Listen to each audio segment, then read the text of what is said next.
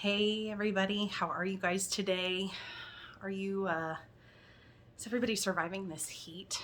Because it is just, it's not even the worst of it yet. I mean, we still have what? I don't know. Through next week, something. I don't know. Somebody go take a dip in the pool for me. So, well, I hope you guys have enjoyed this week. I hope starting the book has been a really awesome experience for you all. I hope that you are gaining something out of it, you're laughing, and you're finding some relatable material. So let's just go ahead and dive right in. Tonight we talk about tall drink of water. So how many of you ladies can raise your hand and remember that first time you set your eyes on your husband, your spouse, and all the butterflies? Maybe not. I don't know. The first time I met Cody, it was on the internet, so we didn't meet each other for a couple of weeks. But think back to all of that. I love how she relates to her husband and just looks at him, and that first spark that she got when she first met her husband.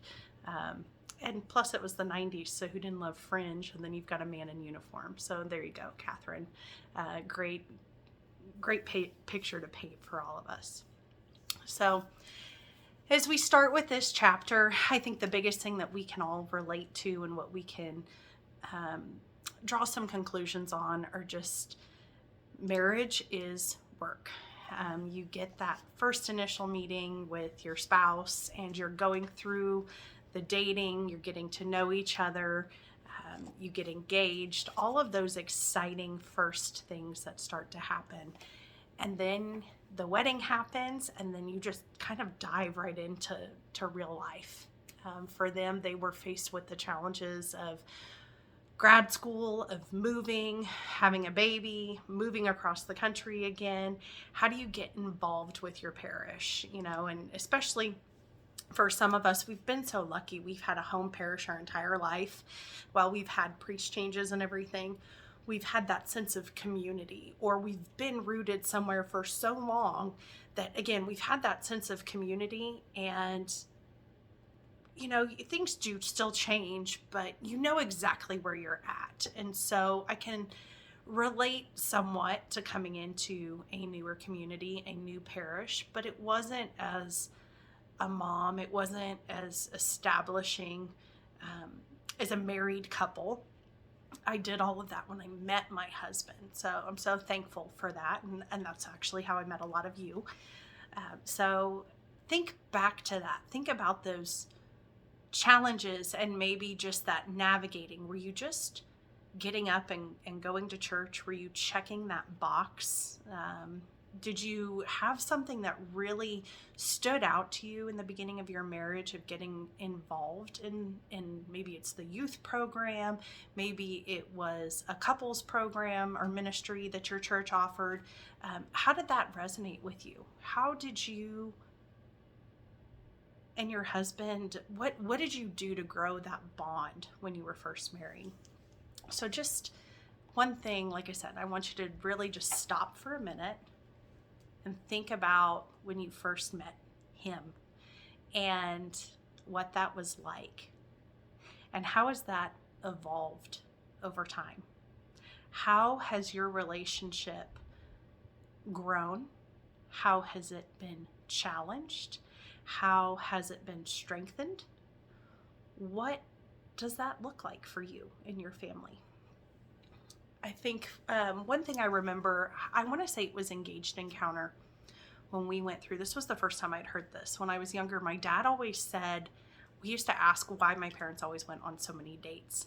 And my dad told us as they were walking out the door one night, because if your mom and I don't work, this family doesn't work.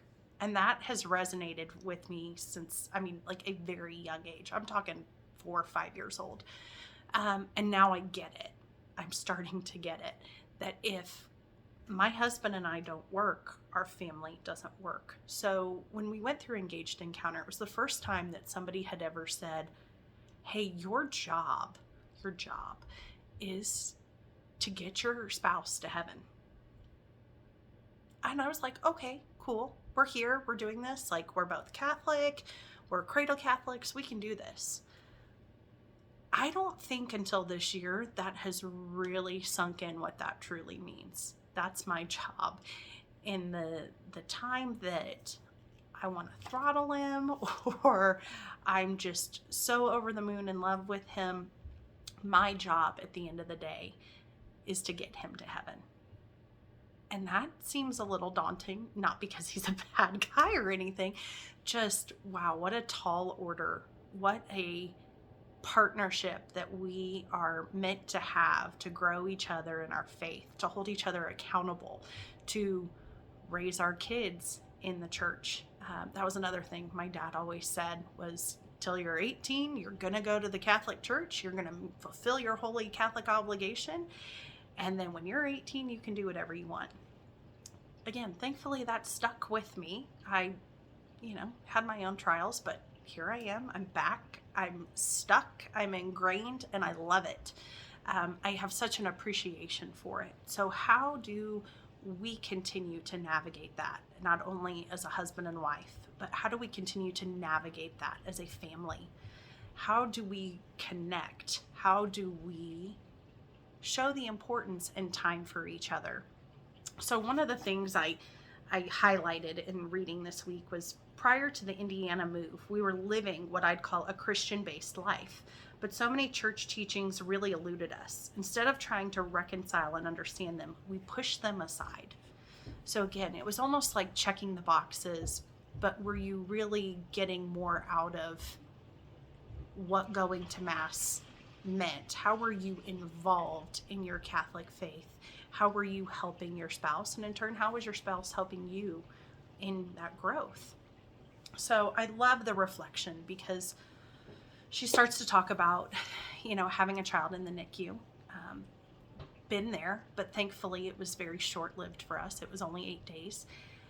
Your trial, the thing that got thrown at you, could be completely something different. It could be job loss. It could be